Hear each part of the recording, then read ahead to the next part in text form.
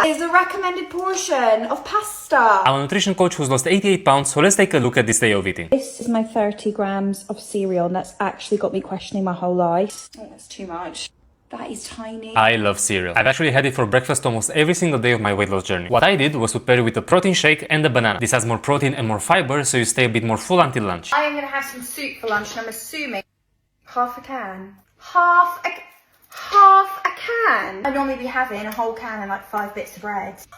One recommended portion of tomato soup. I am so hungry. I am not surprised at all that she's hungry. That teeny portion of soup is only 116 calories. And that's in part why I'm not a big fan of portion sizes. If you want to have the whole can, then have the whole can. What matters more is building a meal that's nutritious and that keeps you full, especially if your goal is to lose fat. So here I would add some chicken breast, maybe some carrots, and a couple of slices of toast. This way you got protein, you got fiber, you got carbs, and this will keep you more satiated for longer. Finally dinner time. I am ravenous. We are having pasta. Going to dinner this hungry can really derail your diet. You had a long day, you're stressed, and when you're starving, your brain just wants quick energy. So the chances of making good food choices are not great. That's why it's so important that your earlier meals actually keep you full. How much I would have, and then we can see like the difference.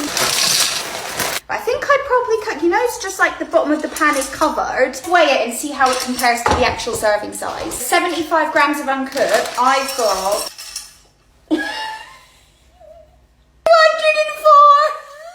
Actually, I would have it 3 times the amount. I'm embarrassed. Sorry about that, everyone. I wish 75 grams of pasta was that much, but yeah, unfortunately is not. And this actually shows something very important. If you're not weighing or tracking your food, most people will underestimate how much they're eating. She thought this was about 75 grams, but it was actually this. The difference here is roughly an extra 100 calories. And little differences like this repeated across the day can easily take you out of your calorie deficit. That is on. I'm gonna weigh out my cheese. I'm not having pasta pesto without cheese. I'm sorry, that's absolutely cruel. She goes on to add cheese and pesto to the pasta, which I actually don't hate at all. She barely had any fats earlier in the day, so adding some fats here totally makes sense. But again, and I know I'm repeating myself here, the issue is that this meal doesn't have much protein or much volume, which is why she's still hungry after eating it. Adding something like lean ground beef, some avocado, and a side salad would make this meal way more nutritious and more filling. Some of this love corn barbecue for a snack.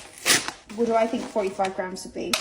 For a snack, not bad. Nothing wrong with this snack. I would just add a couple of fruits like an apple and some strawberries, which are delicious, they're high fiber, and they're more filling. Honestly, this whole day has been 10 times harder than I thought it was gonna be. Does that mean I'm really greedy? She is not greedy by any means. And I know this video was just for fun and not about fat loss, but there are so many people who eat just like this when they're trying to lose weight. The point of my video isn't to tell you what you shouldn't eat, it's to show you what you could add to your meals to make them more sustainable and more enjoyable. Because if you keep starving yourself, you will eventually crash and eat your way right back to where you started. If you found this video helpful, drop me a follow.